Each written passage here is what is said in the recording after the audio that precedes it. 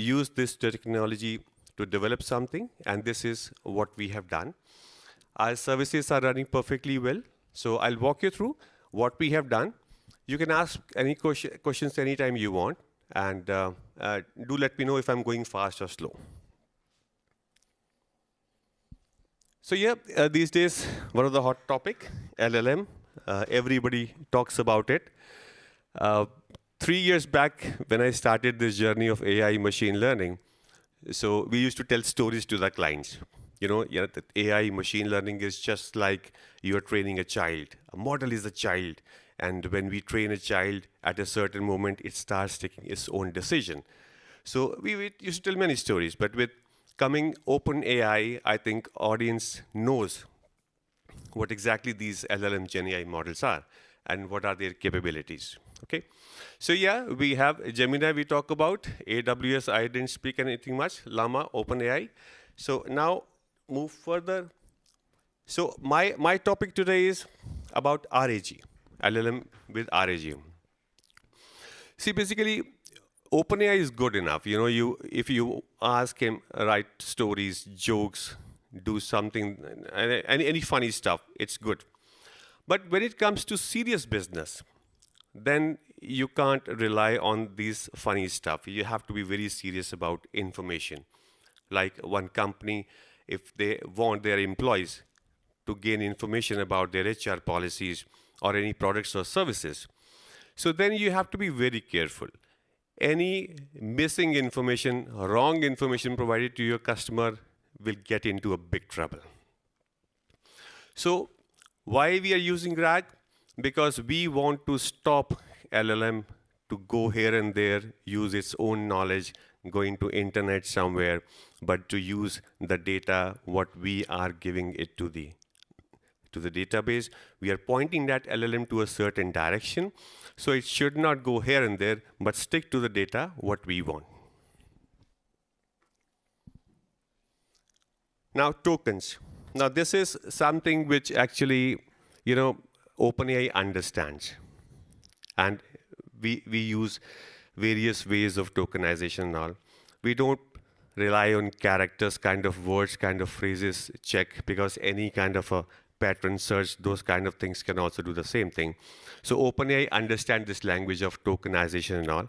So what we're going to do, I will take you through the journey step by step, how the RAG is built, what we do while building a RAG, what we have to be careful about, and finally, we'll give you examples of the solutions what we built.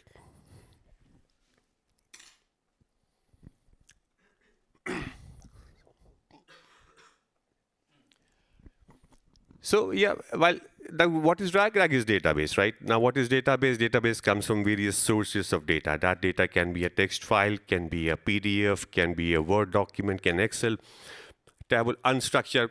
There are many ways the data is given to you.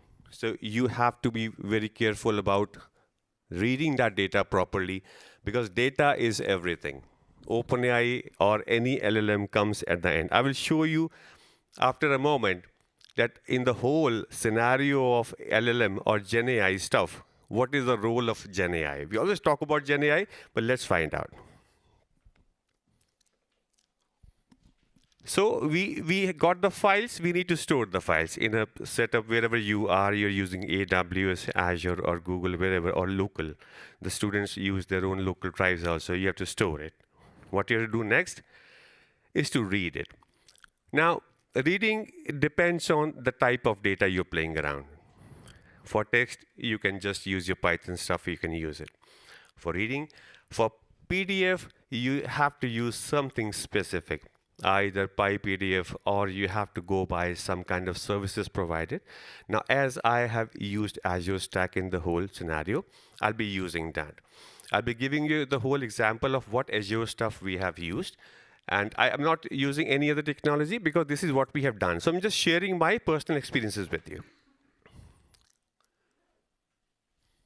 Yeah. So metadata. Now, metadata is something which becomes important when you're dealing with PDF kind of stuff. Now, in PDF, suppose, give an example, that there's a 10 pages PDF given to you. In the first page, there's a proper index, header is given. but on the second page onwards, you don't have a proper header and footer. Now, while loading those kind of data into the database, you cannot load the whole entire PDF against one row in a record.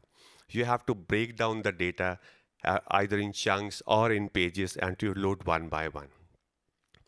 So the first page when you load it, it has the proper header footer. It actually describes what the document is about, but the next pages doesn't. So metadata is something while you have to append something to each and every page of PDF while loading it so that you can make a continuity. Suppose there is a PDF describing the process, how to use this particular process to execute a job. Or the first page doesn't have it, but second, third page doesn't have it. So you have to keep appending that information to make a continuity. Now, vector embeddings. Now, we always heard about this stuff very recently because every OpenAI or LLM company is coming up with their own embedding models. Previously, also it used to happen with using Python normal stuff, but now we have something more advanced models which have more dimensions of thing. So what we have used is the ADA002 text embedding model with a dimension of 1536. But the token input string size, what it used to take was something 2000 something. So it was low. So then it came up with a text embedding large model. Now there is a dimension more than 1536. It is good. It captures a lot of things, but there is no generic formula to use one particular embedding model over the other. You have to find out what is your purpose, how long response time you want, because bigger dimensions increases the response time. So there is no generic formula behind anything. You have to go by the data.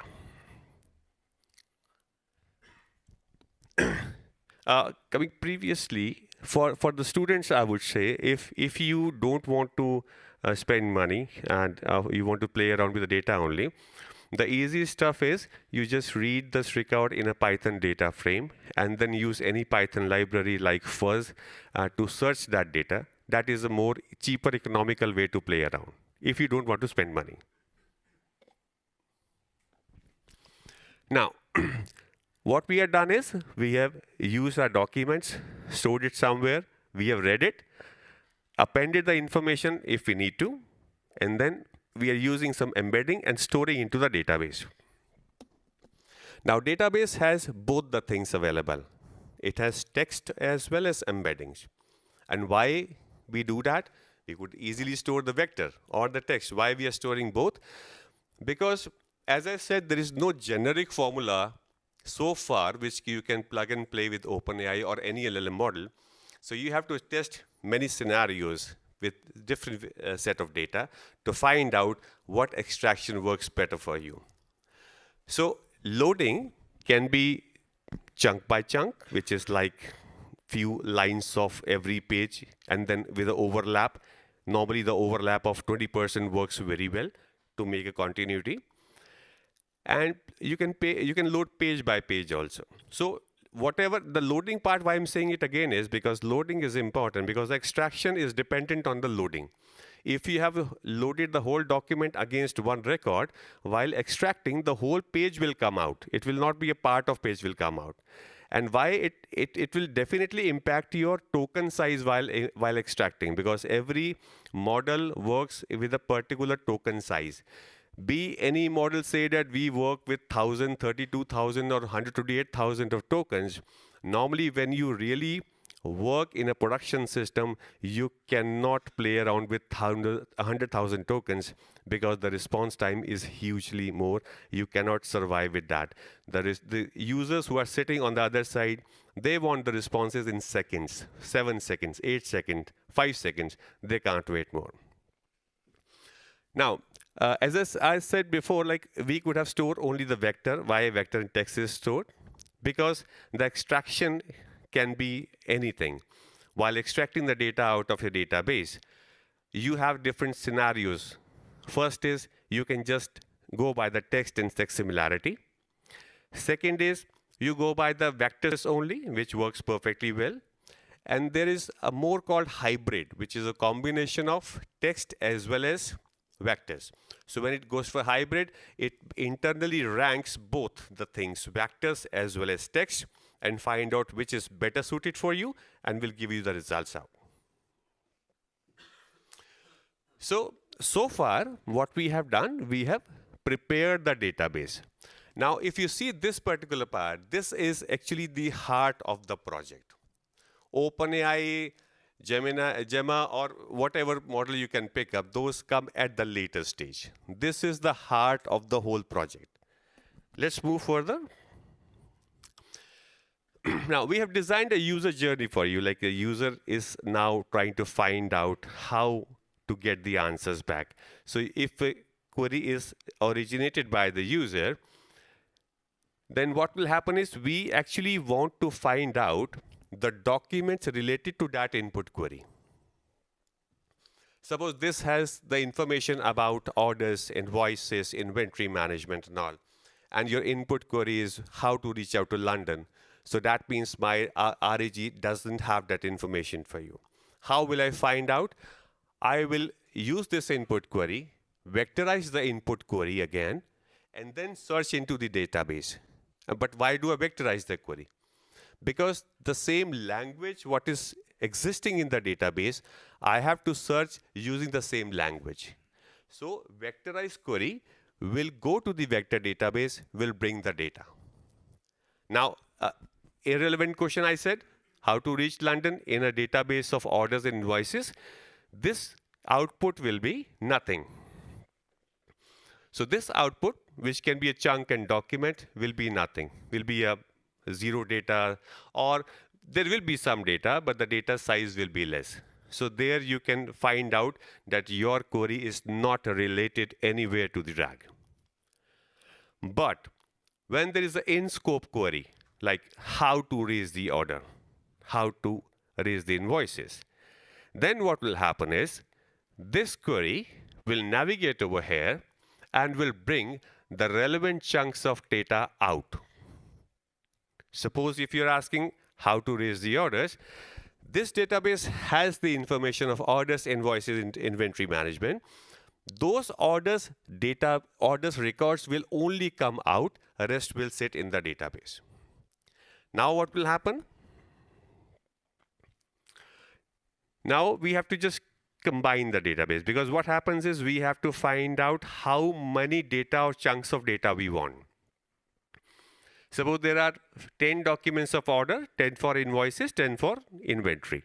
When I ask a question how to raise the order, it exists only in the 3 documents. When I say search the query, and I give as a parameter of called top. Top means I want the top 3, top 4, top 5. So all those top 4, 5 document what I'm asking will come back over here, which sits over here. I will combine all these documents into a one string. Like there is a one context, one paragraph of thing I have combined.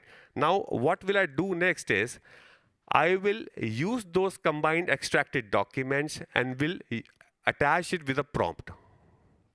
Because OpenAI, I will show you where it comes at the later stage. As of now, we're just using the data, cleaning the data, combining the data, and preparing that data so that that data can generate the output for you. So what we need is, before going to LLM, we need the input query, which is raised by the user. Second, the related document, which is coming out of the database. Third is prompt. Now what is prompt? Prompt is basically suggestions, instructions to the OpenAI that please execute my query in a certain way. Please give the response in a detailed way. All this information together goes to LLM. Now, I will go it further, but just have a look for every RAG related project, what the role of LLM is. That this is waiting for you to give you the input question, to give you all the relevant documents what are needed to generate answers from the input question, against the input question, and the prompts. The prompts are, please give me a bullet-wise information. Please give me a detailed information about this topic. So those kind of prompts. Now there is a new kind of concept is prompt engineering coming up. Those guys who write prompts, those are the prompt engineers. In the prompts, you can define the output. I want the output in a JSON format only. I want the output in a paragraph format only. So those three combination altogether goes to LLM. LLM will then generate the response for you, and what it will do, it will create something which is the response based on these particular combination, but that response can be wrong or can be right. So before going to the user, we have to validate that response. Validation is the most important part, because LLM hallucinates. You pick up any latest technology, any kind of Azure, Google, or wherever you go, hallucination happens. You have to stop by writing prompts by the way you have written the programs of Python. You have to do that. Any company says that no, the new version is coming up that doesn't hallucinate. It's not correct as of now. It may be true in the coming days, but not now. So what you have to do, you have to check the response generated by the LLM. Now, how you do that? There are different ways, different parameters: groundedness, relevance, coherence, many fluency, English grammatical, it is correct or not. So basic ones are the groundedness and the relevance. Now, what are these two terms? Relevance is how close the answer generated by LLM is to your question is. Now, if you say, where is the Google's office? The answer is Google office is right at the corner. So these are related. Relevance. Question and answers are related. So normally in OpenAI, you give the ratings like up to 1 to 5, like how close your answer is to the reality, to the relevance. If it is most relevant, it goes to 5. If it is less, it goes to 1. So in this scenario, if I say, where is Google's office? Someone says right at the corner, the relevance is 5 because it is very close to reality. Second is groundedness. Now, what is groundedness? In relevance, what we said, how close your answer is related to the question. Groundedness is how close your answer is related to these documents. This is what is groundedness. Suppose you have asked the question of how to raise the orders.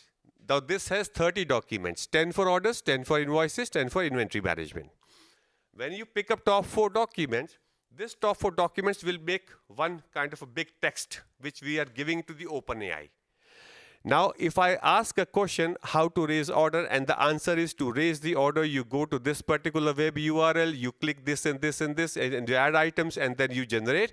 And if that particular information is residing on these documents, what we have extracted from the database, the groundedness score is high. So what is groundedness? The answer, closeness of the answer against the data. That is groundedness. And what is relevance? The closeness of answers related to the question asked. Now, if these two things are close enough and higher than 3, which is the normally threshold we give, so then you send that response back to the user. So if you see here now, the upper part here is we call as RAG, which is we are preparing the database. Now, what is that data? Sorry, 5 minutes? Okay. So the upper part is RAG. The data is created. The lower part is using that RAG and generating the results, right? Okay. Okay. Now, so I'll just point out quickly. Okay, I won't take much time. So the challenges and solutions. The challenges what we face in this journey was. So, first challenge what we faced was like the people expect too much, because everyone has a free OpenAI account.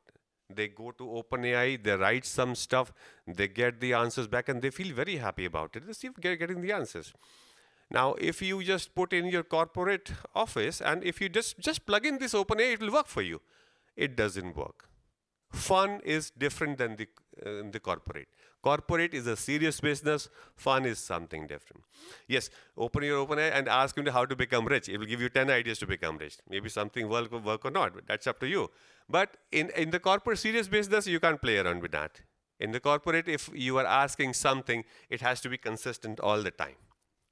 If you say, what are the recent discounts offers you have? If you get 3, he gets 2, it's wrong.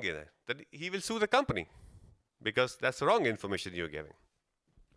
So overestimated LLM capabilities, please educate the clients also. Please do not ask too much. This is one of the AI NLP model. It cannot give you the ways to become rich. Okay? Then inconsistent response time. That is very, very important. Response times has to be kind of within the range which the user expect. If I'm using an application, if I'm getting the response time sometimes in 3 seconds, sometimes in 30 seconds, I will stop using the app. I won't go again. Maybe it is hitting 1 minute also, so it's not a good thing. Then lack of response consistency, which I just told you now, that one person is getting the 3 discounts offer, second is 2. So this is inconsistent. This is not to be done because the other person will definitely come to the company, will ask for more discounts now because you have given the wrong information. Now, handling tabular data. Now, this is something which we have explored recently, and we are successful in that, which is reading the SQL data and the Excel data. This is very, very important because all those information which the tabular information like orders kind of things and any kind of data which a company wants to circulate to their users in a due time, in a weekly time, it comes in tabular. And tabular structure, if you don't believe me, trust, just make one table of 5 rows, put it in the GPT and ask one same question 10 times. It will give you once or twice wrong information.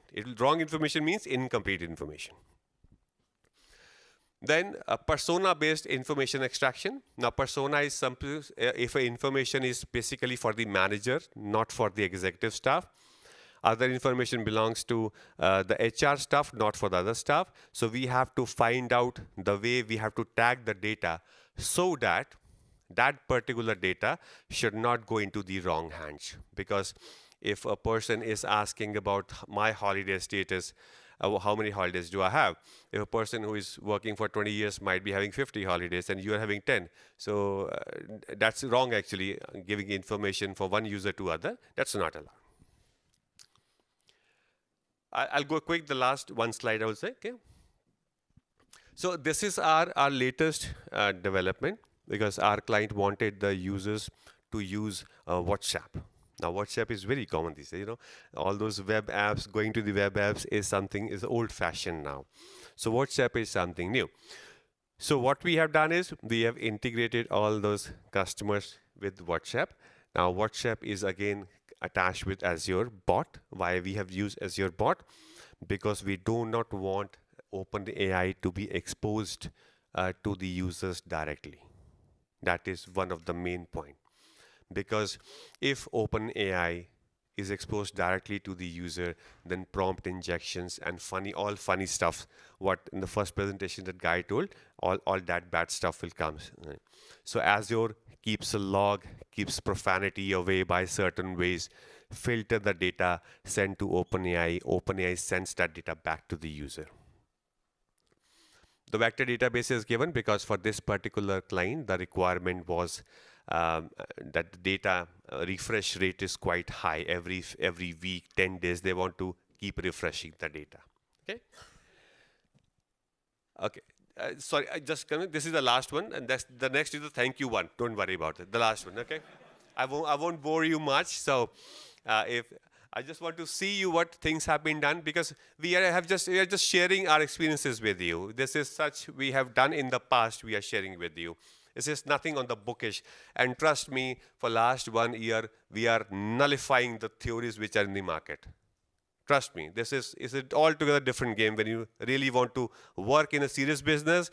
All those conceptual theories which are written in the Google or anywhere in the help documents, they mostly are wrong. So this guy wanted LAM with LLM. Now what is LAM is? Action model using the language model. So what is action is?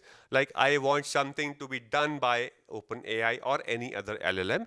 So that it takes my instruction, executes the API and do the things for me. Suppose if you want, okay, just book me a ticket to America. So it does that ticket booking, give you the confirmation.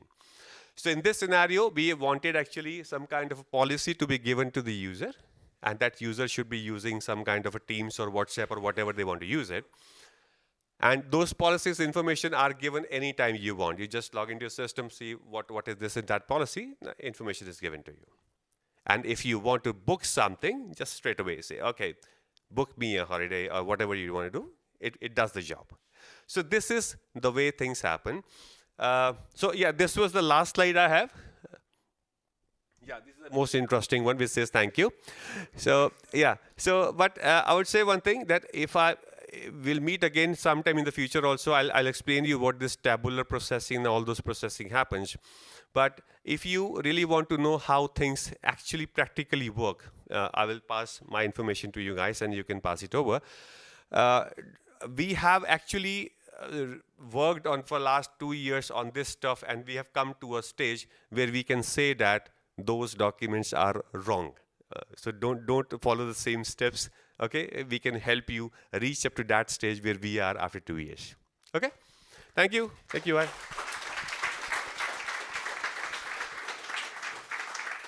Thank you so much, Manish. That was a really enlightening talk.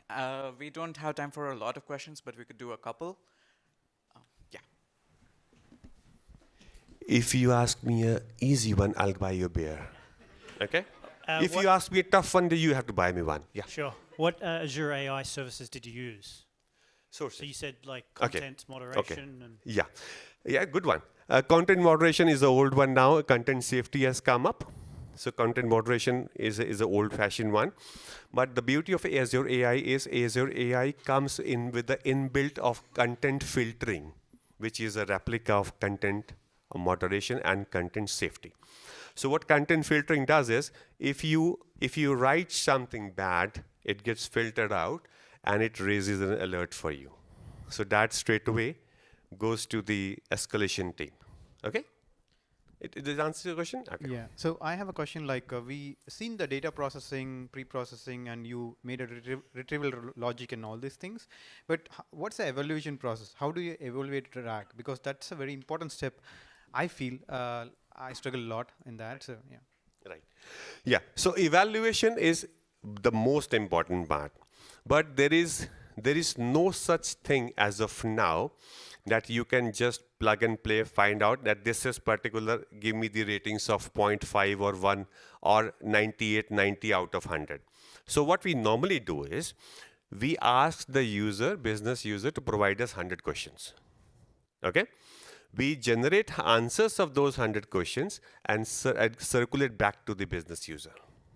The business users verify out of 100, all these are good. If the some are not good, we replace them with new questions. So we make a database of 100 questions minimum, which has a different sections of questions, different groupings of questions, and the answers are generated. And based on the groundedness and relevance, we give some scoring there. I showed you that there is a slide of groundedness and relevance here. Now, this particular one, groundedness and relevance, this gives scoring of each response generated by the user. So all of those 100 questions will have those responses for verification and evaluate and groundedness. Is it a manual process? Sorry. It's not a manual process. Okay. We give the instruction to OpenAI that this is the question. These are the few shots learning. If your answer is close to the question, then give relevance of 5 out of 5. If the answer is related to the data, which is this one, then give 5 out of 5. So all those 100 questions will have those ratings. Now, once the business users say, I'm pleased with the results of these 100 questions, we make those 100 questions as a baseline version. Next time, when we put a new code to production, before going to production, we run those 100 questions against using the new API, which is the new code. Then we compare those values of evaluation against the 100 questions evaluation, which is already verified by the business. If those matches, then we say 98% our product is good and safe. Perfect. Okay, thank you. Because I came across a couple of tools in different scenarios like RAGAS. There is a tools like RAGAS and all these things. So I want to understand that it's a combination of hybrid approach, sometimes manual, sometimes it needs kind of tools which is not matured yet, but I just want to bring this question. So it's very important that evaluation of RAG is very important, as important to data pre-processing. Yeah, I mean, see, these days some new terminologies are coming up, just like red team testing. You know what red team testing is? You make, say, two LLMs together and say, talk to each other. Say, yeah, play ping pong. Okay. Yeah. But the beautiful concept which is coming now, which is the autogen part, which is the multi-bot part. As of now, you are playing with one bot only. And this latest technology, this so-called, will become legacy soon. So what will happen is there will be multiple bot, that you will give one primary bot a responsibility. That primary bot will talk to multiple bots behind the scene, get the job done, and will give you the confirmation, job done, go to sleep. So this is going to happen now.